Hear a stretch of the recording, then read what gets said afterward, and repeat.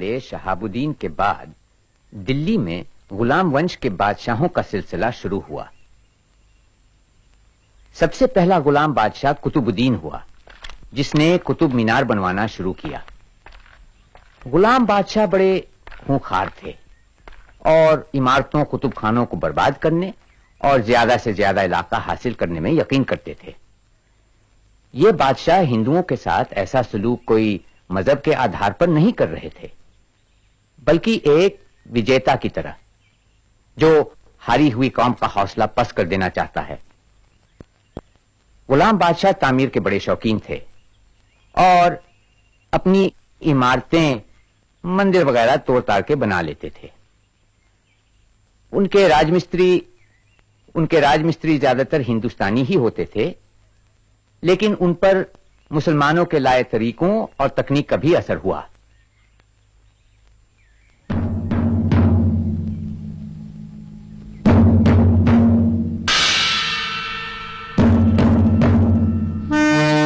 غلام بادشاہوں کا سلسلہ 1290 عیسوی میں ختم ہو گیا۔ اس کے بعد علاؤدین خلجی آیا۔ دوسروں کی طرح علاؤدین بھی تعصبی تھا، لیکن لگتا ہے کہ ان ہندوستانی مدھیہ ایشیائی بادشاہوں کے نظریے اب بدل رہے تھے۔ وہ اب ہندوستان کو اپنا وطن سمجھنے لگے، یہاں وہ اجنبی نہیں تھے۔ علاؤدین کی شادی ایک ہندو عورت سے ہوئی تھی اور ان کے لڑکے نے بھی ویسا ہی کیا۔ معلوم ہوتا ہے علاؤدین کے راج میں کشل شاسن ویوستھا قائم کرنے کی کوشش کی گئی۔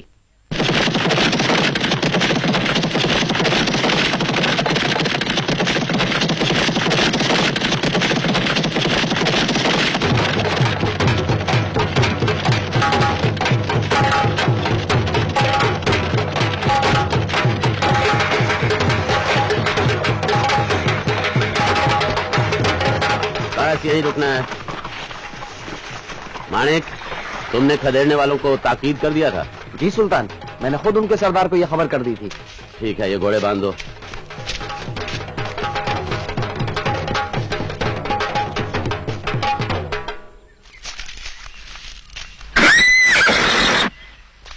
گھوڑا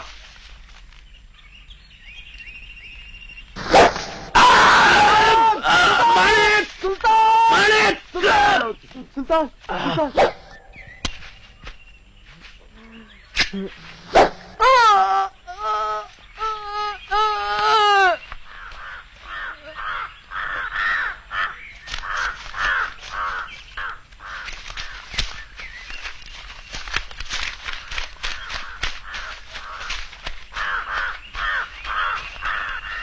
سامنے سے سر قلم کر دوں گا ان کا۔ نہیں حضور، آپ کے چچا تو مر گئے ہیں، اب سر کاٹنے سے کوئی فائدہ نہیں۔ انہوں نے میرے دادا سلطان جلال الدین کے سر کو نیزے کی نوک پہ رکھ کے گھمایا تھا، میں بھی ان کے سر کی نمائش نکلواؤں گا۔ نہیں حضور، لاش کا سر قلم کر دینے سے کوئی فائدہ نہیں ہوگا، بہتر یہ ہوگا کہ آپ اجازت دیں اور ہم انہیں سالم دفنائیں۔ اب تم انہیں دفناؤ یا چیل کووں کو کھلاؤ، مجھے تو صرف ان کی موت سے مطلب تھا۔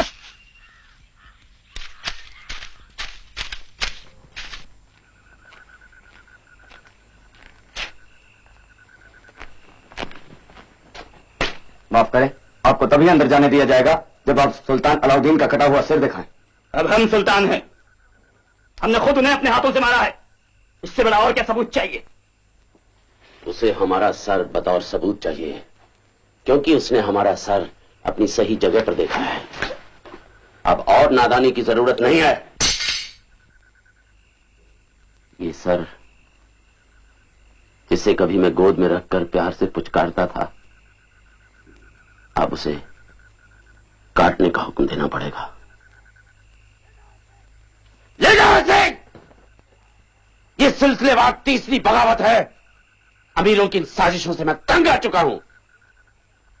جو بھی اس سازش میں شامل تھا، ایک ایک کو گرفتار کرو اور اسے سولی پر لٹکا دو۔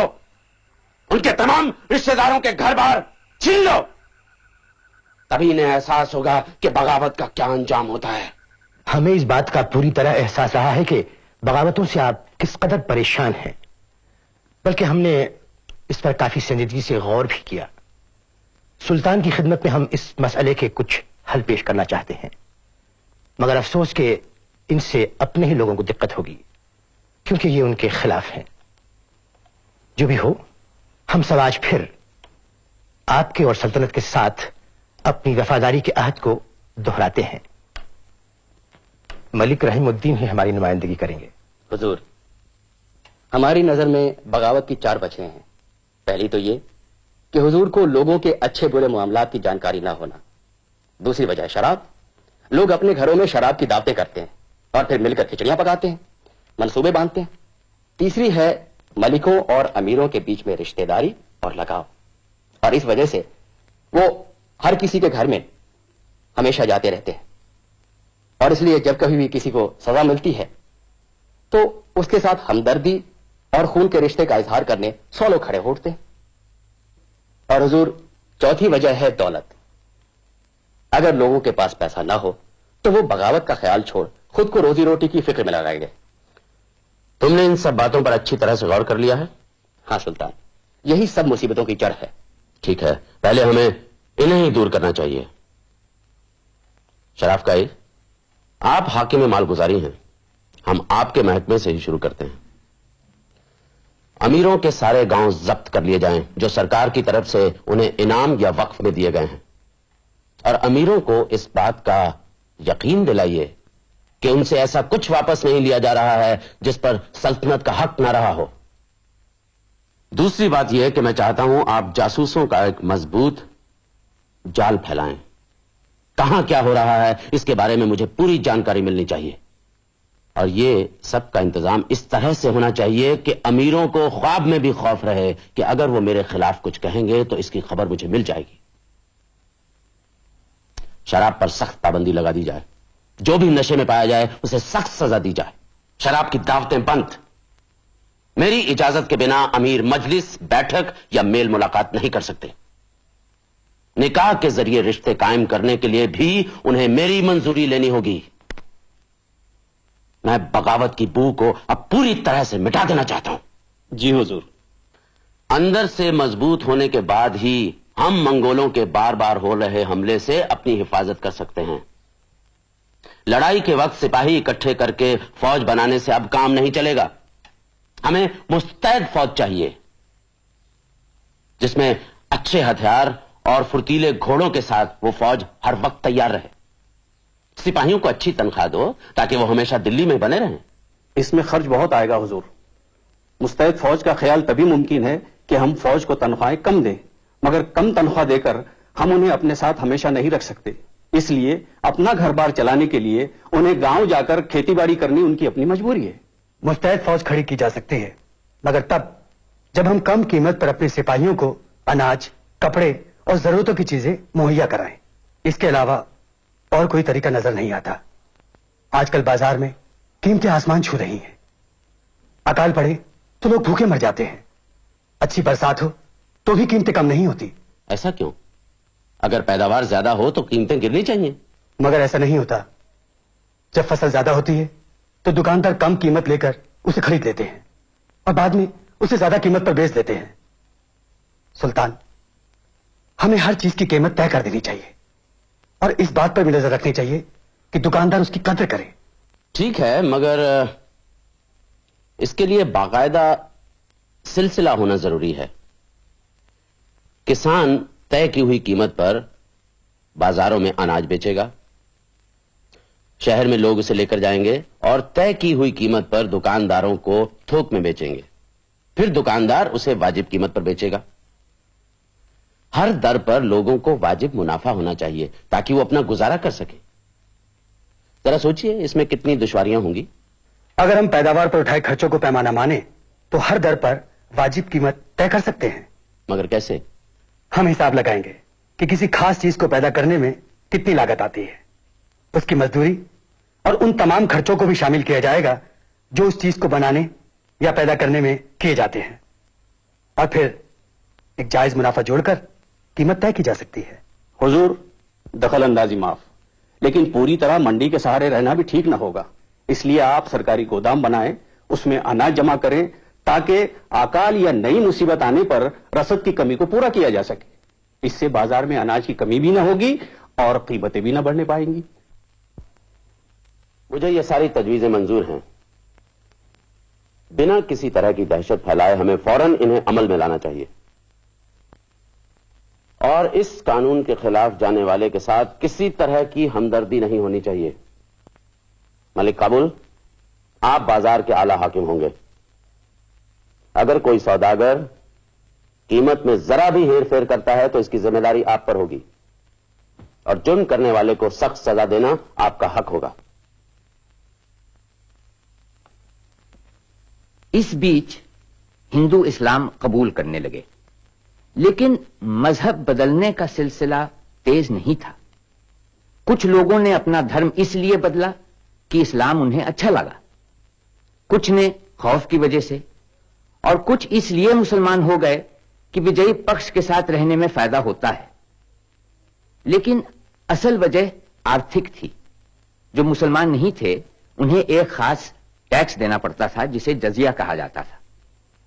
جزیہ کی ادائیگی غریبوں کے لیے بہت بڑا بوجھ تھا. اس سے بچنے کے لیے بہت سے ہندو مسلمان ہو گئے.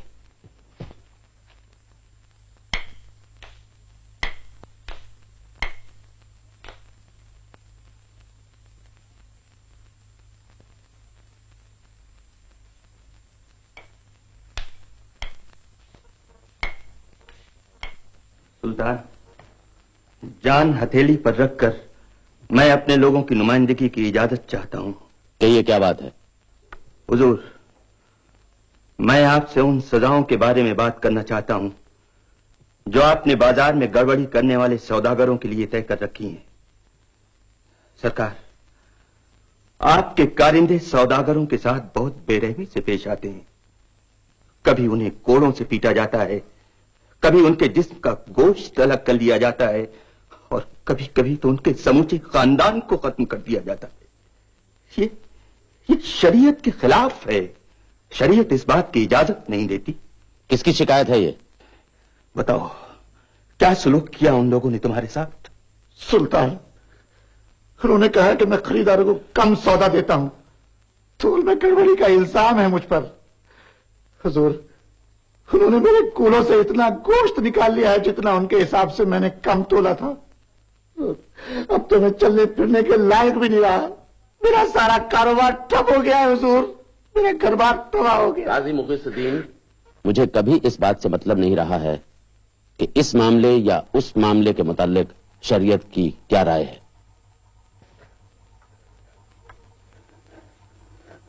میرے دماغ میں کچھ سوال گھوم رہے ہیں، میں ان پر آپ سے مشورہ کرنا چاہتا ہوں. حضور، شریعت کے بارے میں بات نہ کی جائے یہی بہتر ہوگا، کیونکہ جھوٹ میں کہہ نہیں سکوں گا، اور سچ کہنے پر سلطان کا غصہ بھڑکے گا اور میری جان پر بنائے گا. آپ جو کہنا چاہتے ہیں بے خوف کہیں.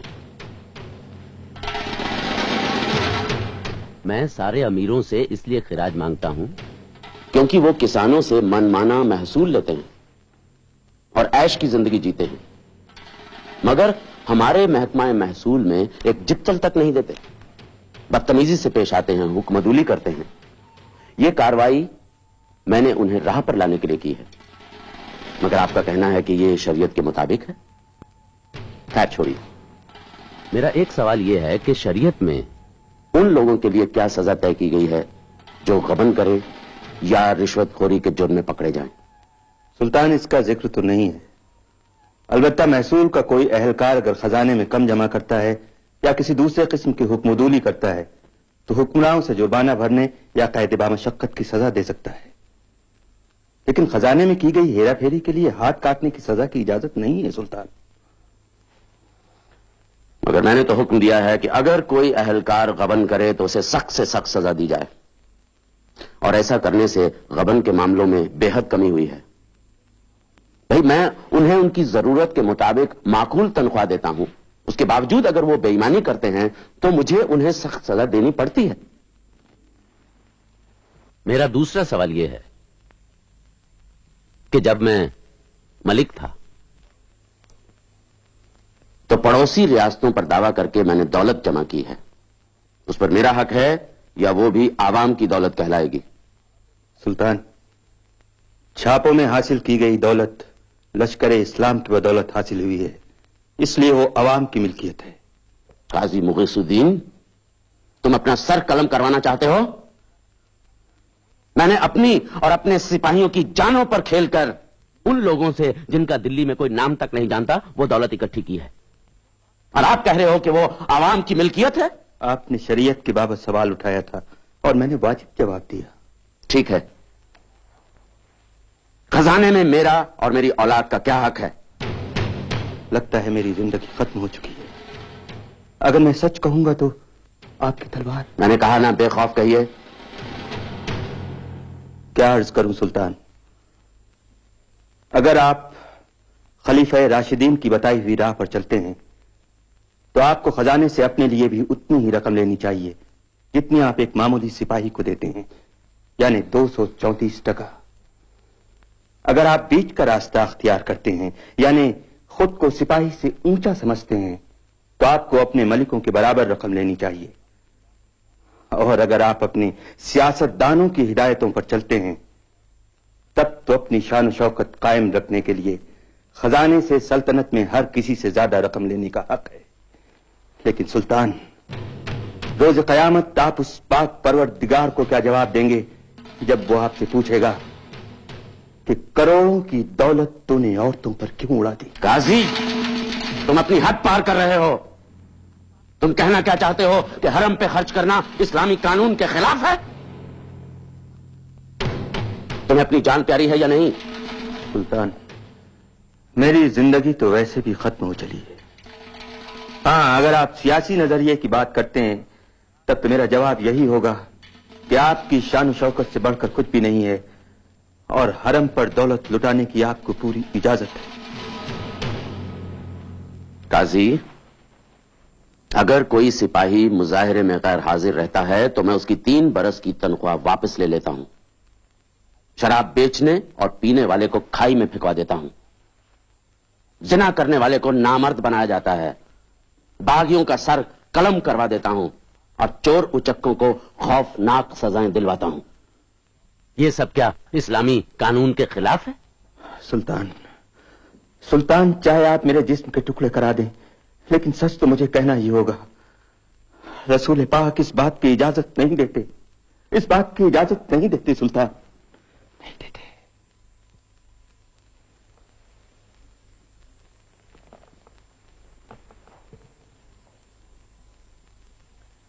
میں نے کبھی شریعت نہیں پڑھی ہے، میں تو ان پڑھ ہوں، کہنے کو مسلمان ہوں کیونکہ باپ دادا مسلمان کہلائے، مگر اس طرح کے حکم میں صرف اس بغاوت کو روکنے کے لیے دیتا ہوں جس میں ہزاروں لوگوں کی جان قربان ہو جاتی ہے۔ مجھے یقین ہے کہ سلطنت اور عوام دونوں کی اسی میں بھلائی ہے، مگر لوگ جب میری ہدایتوں کو نظر انداز کرتے ہیں، حکم عدولی کرتے ہیں، تو مجھے زبردستی ان کے ساتھ سختی برتنی پڑتی ہے۔ معلوم نہیں کہ یہ اسلامی قانون کے دائرے میں آتا ہے یا نہیں، مگر میں سلطنت اور عوام دونوں کی بھلائی کو سامنے رکھ کر ہی ایسے حکم دیتا ہوں۔ مجھے امید ہے کہ آپ میری منشا سمجھ گئے ہوں گے۔ اپنی آرتھک نیتیوں کی وجہ سے علاؤدین خلجی ایک بڑی فوج کھڑی کرنے میں کامیاب ہوا۔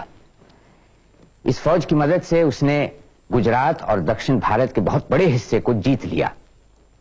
اس کا سپہ سالار ملک کافور دکشن سے بے شمار دولت بٹور کر لایا۔ کہتے ہیں کہ 50,000 من سونا، ڈھیروں موتی اور جواہرات، 20,000 گھوڑے اور 312 ہاتھی اس لوٹ میں شامل تھے۔ हिरण्यगर्भात् समवर्तताग्रे भूतस्य जातः पतिरेक आसीत् सदा